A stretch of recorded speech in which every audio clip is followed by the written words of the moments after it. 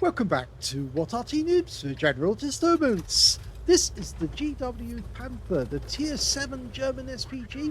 This one's located on the south or the north spawn of Lakeville, and it's under the command of Joe. Yes, I know there's a K either side of the end, but it does say Joe in between, so I guess that's his real name. Okay, 15 centimeter howitzer, which is capable of doing 600 alpha, penetrating through 39mm of armor. Now he's aimed towards the pass in the valley, but he could also shoot at the enemy tanks on this side if they're headed towards the town. He can't hit that Cromwell, but he can certainly hit the AUC, and he's aiming ahead of the guy to try and get a shot, and he fires. No joy. We lost sight of the AUC when he went behind those buildings, so it could be that he stopped briefly, but the T-71 CMCD didn't see him go any further. Okay, so there are some tanks coming up the valley now. He might need to change his position sometime in the future. There's two Arty on the enemy team, a GW Panther and a 105 FH18B2, or Fifi La Pew Pew as we call it. Now, I didn't get to say everything about the gun. 600 alpha, 39mm pen, 7.2 meters burst radius. Standard reload for this Arty, 25.89 seconds. And we can see that Joe's got it down to 22.4.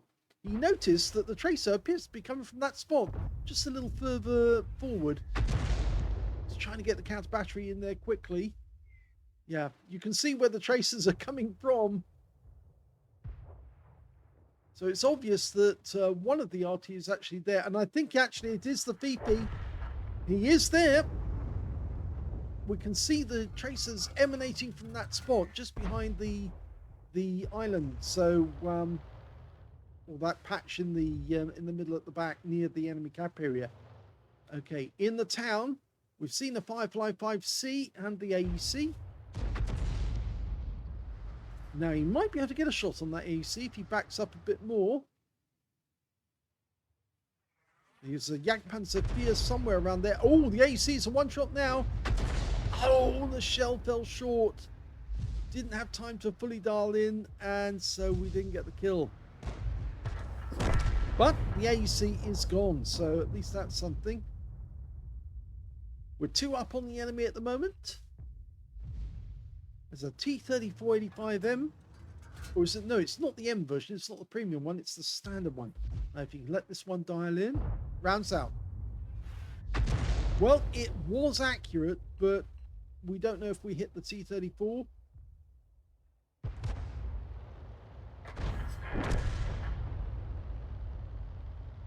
You see that Firefly 5C is trying to retreat from our guys at the moment. It is the premium version, and he's trying to retreat from our guys because he knows he's in trouble. There's too many of our guys there for him to get a decent shot.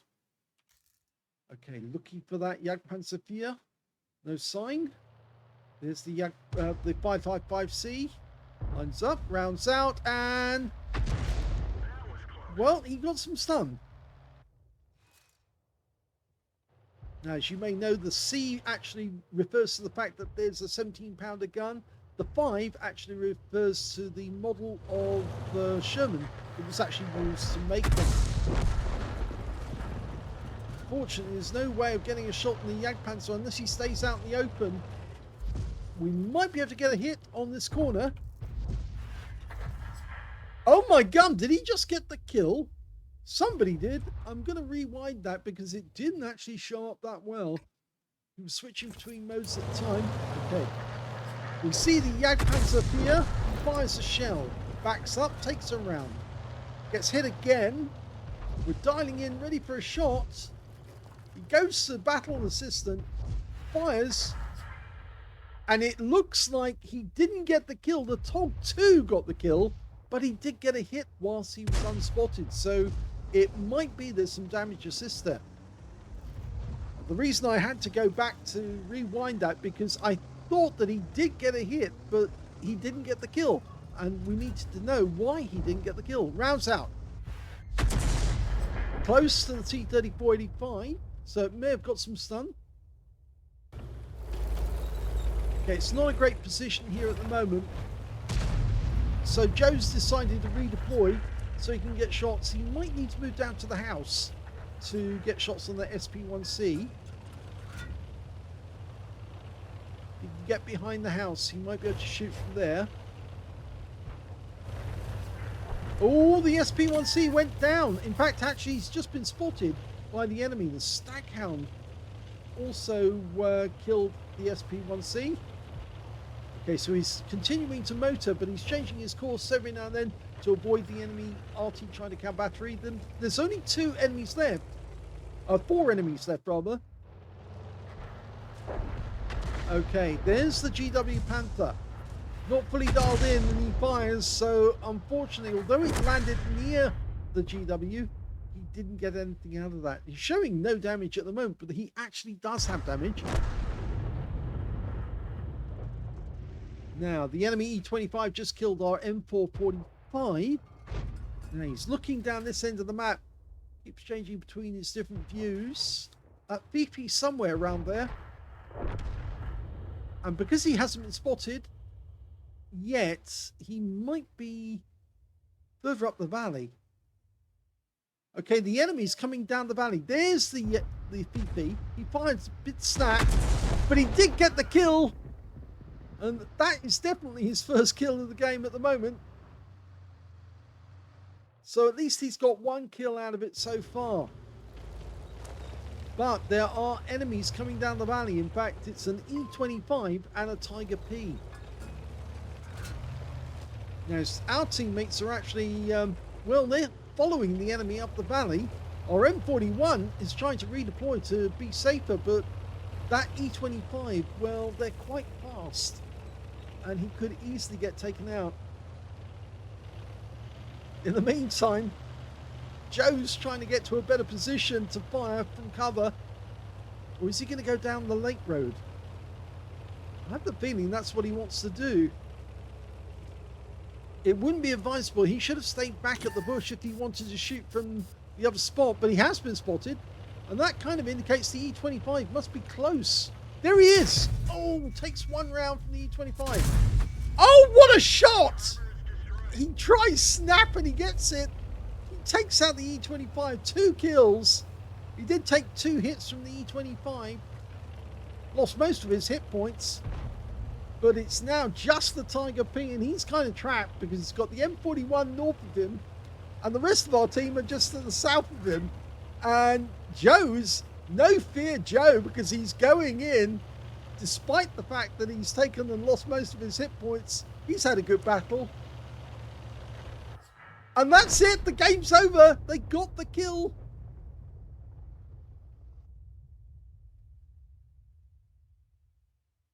Well, that was a good end to the battle. Should call himself No Fear Joe, because Joe actually managed to pick up a pretty rare medal. It's not very rare, but it is rare nonetheless.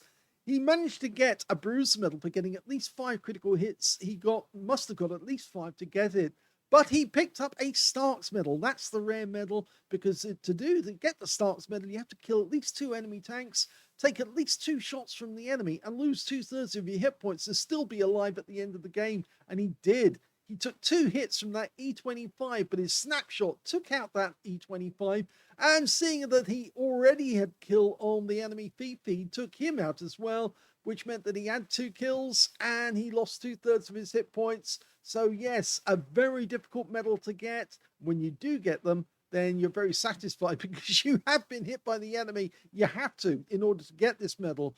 And of course, the Starks medal is actually around the Battle of Kasserine, because that's where it actually originated.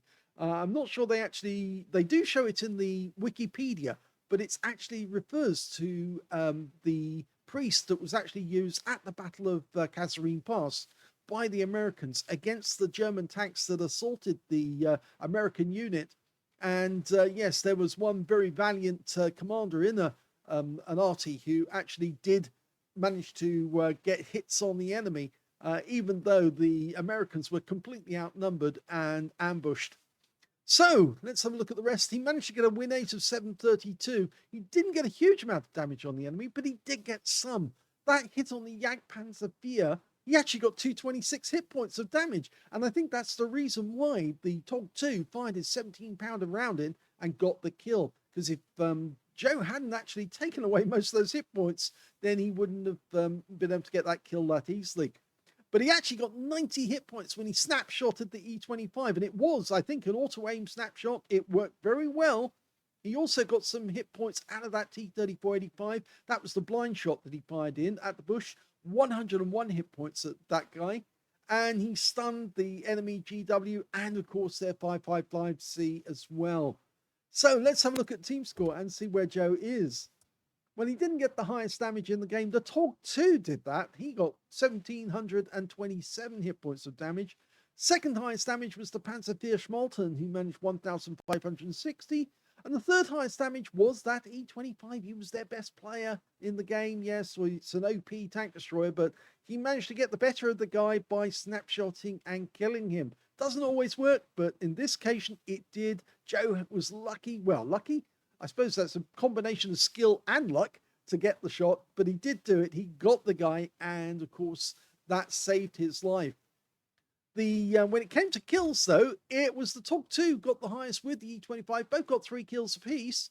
2 kills went to the Panther Schmalten, the T-34-2G FT, the AMX M445, our GW Panther, of course, that's Joe, and also the Staghound on our team also got 2 kills. He also picked up a Lever Slayer's medal, so both of those enemy tanks that he killed were at least 1 tier higher than him. On the enemy team, only 1 tank managed to get 2 kills, and that was their Tiger P. Of course, the E25 got 3, but of course, only 3 players on the enemy team actually managed to get a kill at all in that game. They were completely outmatched. When it came to base XP, he's a little further down the table, but he didn't get a huge number of shots off. The TOG2 managed 824, the Panther Schmalten 751, and the M4A1 on our team got 729, and Joe got 483 out of that game. He fired 10 rounds, got 3 direct hits on the enemy. One of those mattered, 6 splash, damage of 614 hit points, of which 524 were at more than 300 meters. The difference being that 1 close shot on the E25. And as I think if you may have seen in a previous video where I did the cutaway, the modules on the E25, and you'll understand totally why the E25 was overmatched by Joe's shot, because of course it's basically packed full of things that go bang or in the machine, because of course it's fuel tanks at the back, ammo racks at the front, and the crew are squeezed in between. So it's very easy to make an E25 go bang if you've got a good shot with an Arty. 2 hits received, both penetrations, both in the E25 75mm gun.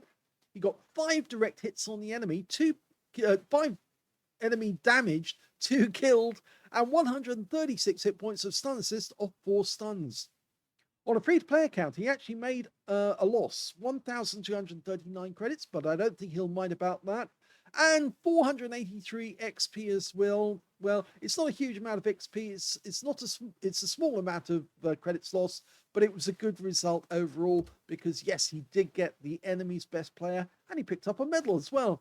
So well done to Joe. If you enjoyed that replay, please give this video a like, do subscribe to our channel, leave a little comment down below because this was Joe's first game and yes, he did appear on our channel for the first time, and thank you for watching.